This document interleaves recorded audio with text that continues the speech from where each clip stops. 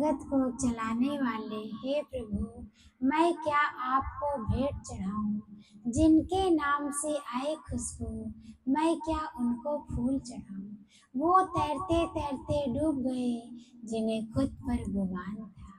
वो डूबते डूबते बितर गए, जिन पर तू मेहरबान था। भगवान जिस पर मेहरबान हो जाएंगे कभी डूबने देंगे? नहीं डूबने देंगे। और जो अहंकार करता है मैं कर लूँगा करके दिखाओ। जीवन में बहुत सी परिस्थितियाँ आती हैं, क्या पूरी हो जाती हैं? नहीं होती, जब तक कि परमात्मा का आशीर्वाद और कृपा नहीं होता। चाहे नहीं, मत कोई भूले भरम संसार, गुरु बिन कोई न उतरे भव पार। क्या कोई गुरु के बिना भव से पार उतर सकता है? नहीं सकता है। उसी में 84 लाख योनि में भटकता रहता है। जब जीवन में गुरु आते हैं कैसे वो भव से पार उतार देते हैं, मतलब 84 लाख योनि से बचा लेते हैं।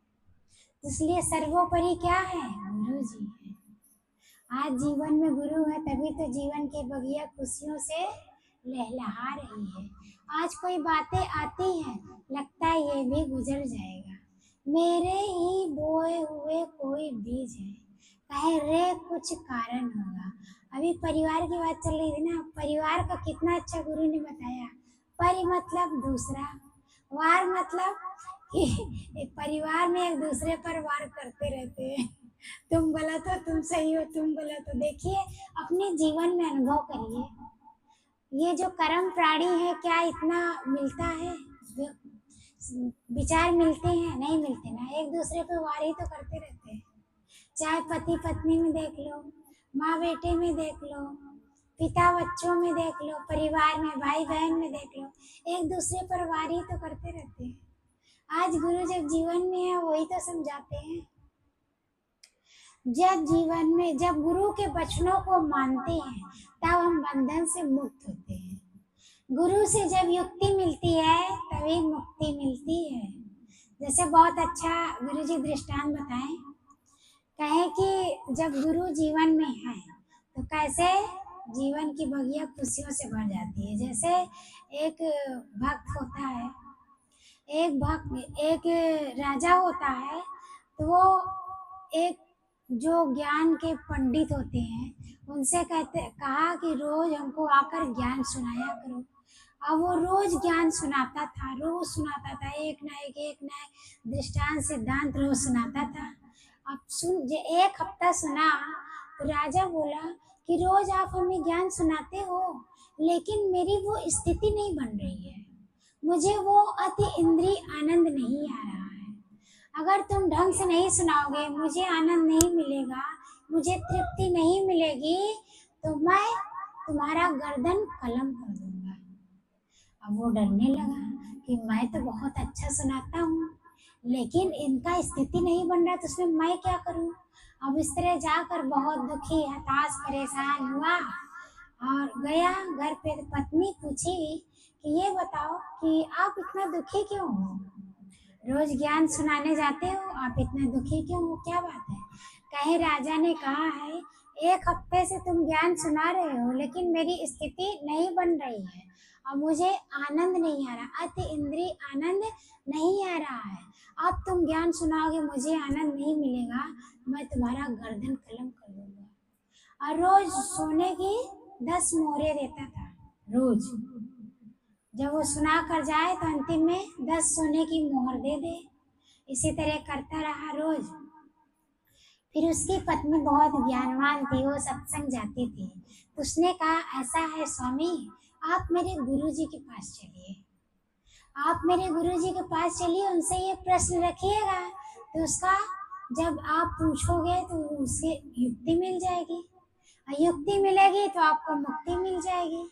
कहा ठीक है, अब क्या करें। वो गुरुजी के पास गए, गुरुजी से बोले कि गुरुजी मैं रोज ज्ञान सुनाता हूँ राजा को लेकिन उसकी स्थिति बन नहीं रही है, उसको अति इंद्रिय आनंद नहीं मिल रहा है, उसको अंदर से संतोष नहीं मिल रहा, सेटिस्फेक्शन नहीं मिल रहा है।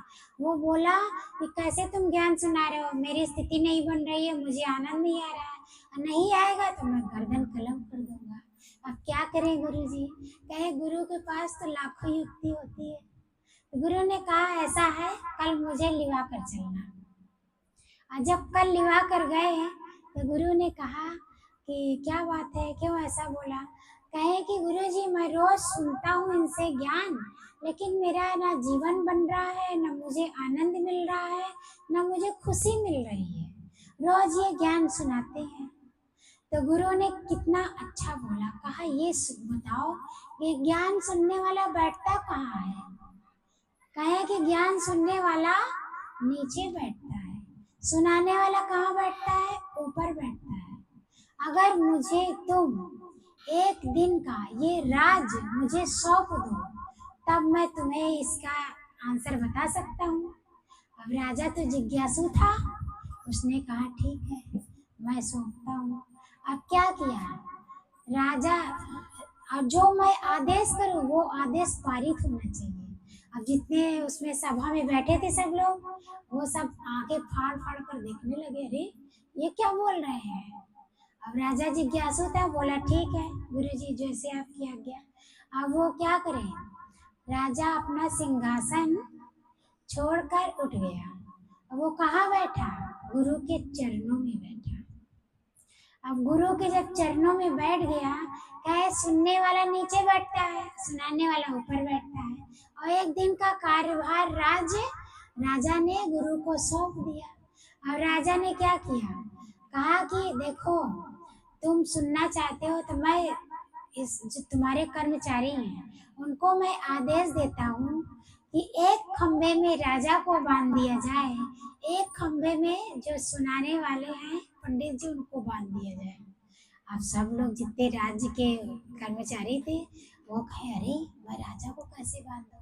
तो राजा जिज्ञासु था, वो मतलब कि सुनना चाहता था। उसने कहा ठीक है, एक दिन के लिए गुरुजी राजा बने हैं, इनकी आज्ञा का पालन किया जाए।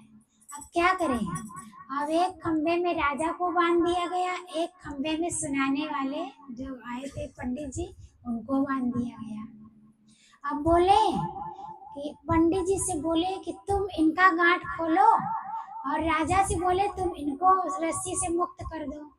अब एक दूसरे को देख रहे हैं, बंधा है हाथ तो कैसे मुक्त होगा, कैसे खोल पाएंगे?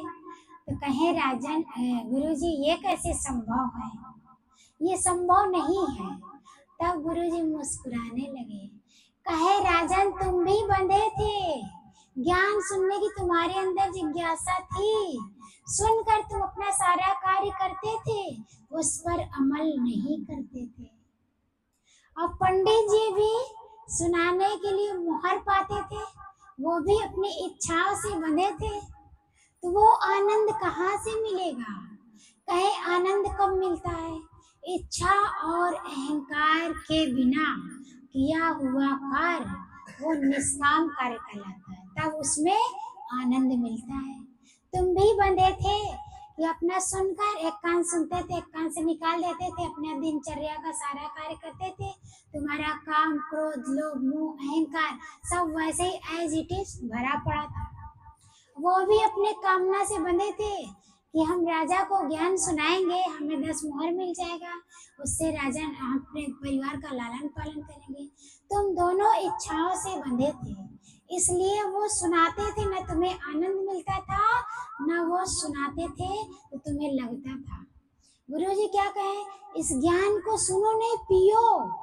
जब पियोगे अंदर जाएगा, तब ये ज्ञान असर करेगा। कहे लाख प्याला भर भर पिए, चढ़े न मस्ती नैन, ब्रह्म ही ज्ञान की एक बूंद मस्त करे दिन रैन।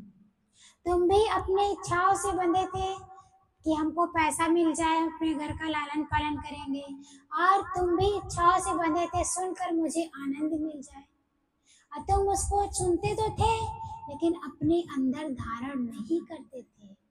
ये ज्ञान जब तक अपने अंदर नहीं ले जाओगे, आपको वो खुशी वो आनंद नहीं मिलेगा। सुनाने वाले भी उस ज्ञान को अपने जीवन में अप्लाई नहीं करेंगे, और सप्लाई कर देंगे तो उससे भी सुनने वालों का जीवन नहीं बनेगा।